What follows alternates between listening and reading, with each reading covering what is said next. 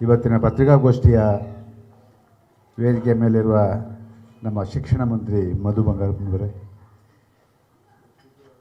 ನಮ್ಮ ಕೇಂದ್ರ ಬಿಂದು ಲೋಕಸಭಾ ಸದಸ್ಯರ ಒಂದು ಸ್ಥಾನಕ್ಕೆ ಆಕಾಂಕ್ಷಿಯಾಗಿರುವಂಥ ಗೀತಾ ಶಿವರಾಜ್ಕುಮಾರ್ ಅವರೇ, ನಮ್ಮೆಲ್ಲರ ನೆಚ್ಚಿನ ನಾಯಕ ಶಿವರಾಜ್ಕುಮಾರ್ ಅವರೇ, ವೇದಿಕೆ ಮೇಲಿರುವ ಎಲ್ಲ ಗಣ್ಯಮಾನ್ಯರೇ, ಇವತ್ತು ನನಗೆ ಒಂದು ರೀತಿ ಖುಷಿ ಆಗ್ತಾಯಿದೆ. ಹಿಂದೆ ಅವರು ಚುನಾವಣೆಗೆ ನಿಂತ ಸಂದರ್ಭದಲ್ಲಿ ನಾನು ಕೂಡ ಚುನಾವಣಾ ಪ್ರಚಾರದಲ್ಲಿದ್ದೆ. ಆ ಒಂದು ಸುಯೋಗ ಮತ್ತೆ ಬಂದಿದೆ. ಎಲ್ಲದಕ್ಕಿಂತ ಹೆಚ್ಚಾಗಿ ನಾನು ರಾಜ್ಯದ ಮಾಜಿ ಮುಖ್ಯಮಂತ್ರಿ ಬಂಗಾರಪ್ಪನವರು ಇವತ್ತು ನಾನು ನೆನೆಸ್ಕೊಳ್ಳೇಬೇಕು. ಅವರ ಮಕ್ಕಳಾಗಿ ಇವತ್ತು ಶಿಕ್ಷಣ ಮಂತ್ರಿಗಳಾಗಿದ್ದಾರೆ. ಗೀತಾ ಶಿವರಾಜ್ಕುಮಾರ್ ಅವರು ಆಕಾಂಕ್ಷಿಯಾಗಿದ್ದಾರೆ.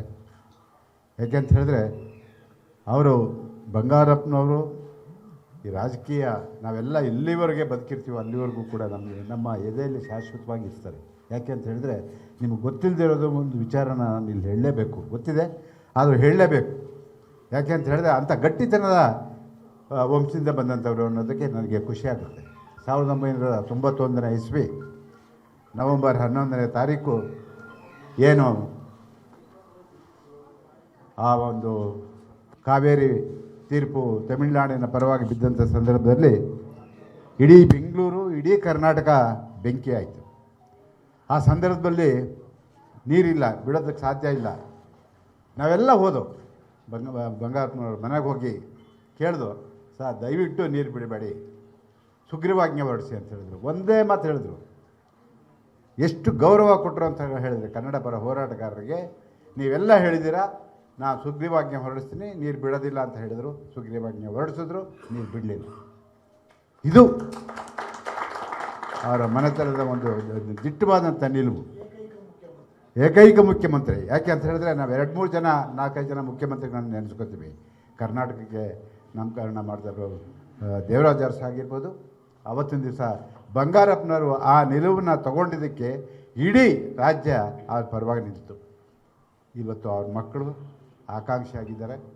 ನಮ್ಮ ಚಿತ್ರೋದ್ಯಮದ ಪರವಾಗಿ ನಾವೆಲ್ಲರೂ ಕೂಡ ಇವತ್ತು ಒಂದಾಗಿ ಅವರ ಗೆಲುವಿಗೆ ನಾವೆಲ್ಲರೂ ಕೂಡ ಶ್ರಮಿಸ್ತೀವಿ. ನಿಮ್ಮ ಜೊತೆ ನಾವಿದ್ದೀವಿ. ಯಾಕೆ ಅಂತ ಹೇಳಿದ್ರೆ ಚಿತ್ರರಂಗ ಅಂದ ತಕ್ಷಣ ನಮಗೆ ನೆನಪಾಗೋದು ಡಾಕ್ಟರ್ ರಾಜ್ಕುಮಾರ್.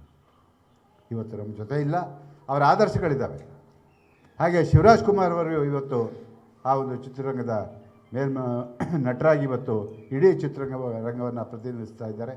ನಾವೆಲ್ಲರೂ ಕೂಡ ಶಿವರಾಜ್ಕುಮಾರ್ ಅವರು ಯಾವ ರೀತಿ ಆ ಚುನಾವಣೆಯಲ್ಲಿ ತೊಡಗಿಸ್ಕೋಬೇಕು ಅಂತ ಹೇಳಿದ್ರೆ ಅದು ನಾವು ನಿಮಗೆ ಯಾವುದೇ ರೀತಿ ಬೆನ್ನೆಲುಬಾಗಿ ನಿಲ್ಲೋದಕ್ಕೆ ನಾವು ಖಂಡಿತ ಸಿದ್ಧರಿದ್ದೀವಿ. ನಮ್ಮ ಸಂಪೂರ್ಣವಾದಂಥ ಬೆಂಬಲವನ್ನು ಅವ್ರಿಗೆ ಕೊಡ್ತೀವಿ ಅಂತ ಈ ಮೂಲಕ ಮಾಧ್ಯಮದ ಘೋಷಣೆ ಮಾಡಿ ಮತ್ತೊಮ್ಮೆ ಮಧು ಬಂಗಾರಪ್ಪನವರು ಸತತವಾಗಿ ನಿಮಗೆಲ್ಲ ಜಿಲ್ಲೆಗಳನ್ನು ಸುತ್ತಬೇಕು ನಮಗೆ ಗೊತ್ತಿದೆ. ಆದರೆ ಸಂಪೂರ್ಣವಾದಂಥ ಜವಾಬ್ದಾರಿಯನ್ನು ನೀವು ತಗೊಂಡ್ರೆ ಖಂಡಿತವಾಗಿ ಯಶಸ್ಸನ್ನು ಸಾಧಿಸ್ತೀವಿ ಅಂತಕ್ಕಂಥ ಮಾತನ್ನು ಮತ್ತೊಮ್ಮೆ ಹೇಳ್ತಾ ನಾನು ಮಾತು ಮುಗಿಸ್ತೀನಿ. ನಮಸ್ಕಾರ. ಸ್ವಾದಿಷ್ಟತೆಯ ಸ್ವಾದ, ತಾಜಾತನದ ಆಹ್ಲಾದ, ಉತ್ತಮ ಆರೋಗ್ಯ ಮತ್ತು ಹೆಚ್ಚಿನ ರೋಗ ನಿರೋಧಕ ಶಕ್ತಿಯ ವೃದ್ಧಿಗೆ ಈಗ ನಿಮಗೆ ಸಿಗುತ್ತಿದೆ ಉತ್ತಮ ಗುಣಮಟ್ಟದ ಪೌಷ್ಟಿಕಾಂಶ Shri Vaidik millet health mix. ಇದು ಸಿರಿಧಾನ್ಯಗಳ ಸಂಪತ್ತು.